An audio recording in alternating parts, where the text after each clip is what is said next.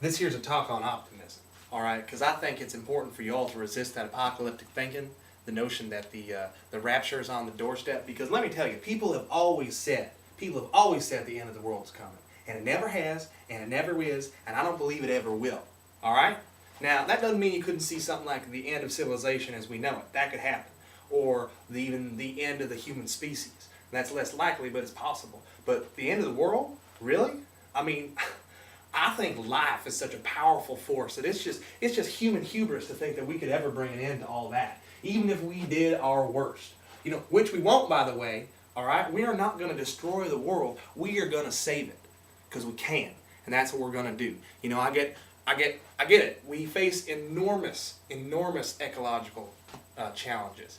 Things are going to change, and it ain't going to be easy. But the idea that the biosphere itself has been somehow existentially compromised, I don't think that's proven, and more than that, I don't think it's helpful, all right? I get real uncomfortable when people start talking like we've just overshot it, right? That there should only be so many people in the world and that there's too many of us, because that's not fair. Honestly, who do you think should die?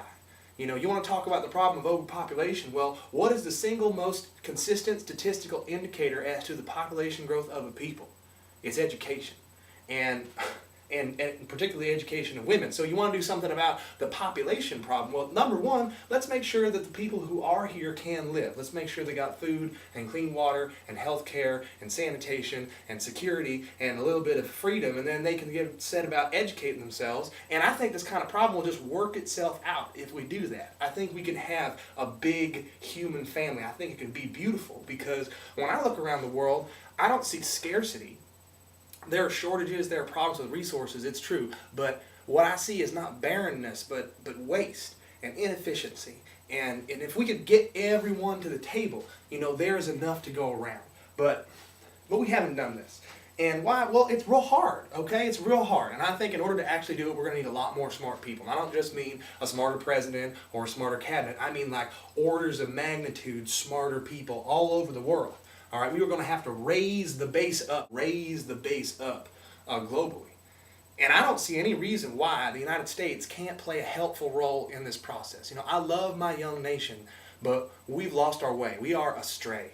Our role is to be leading by example, and we're failing in that manifestly. And can you just imagine what the world would be like if we spent just half of the energy and the resources and the attention that we have on this war in Iraq with actually helping people? If we developed whole industries around developing the rest of the world rather than blowing it up, I mean, that is our future. We can have that, but only if we stay positive. Only if we realize that the end of the world, that the end of history is not coming, and that it's us.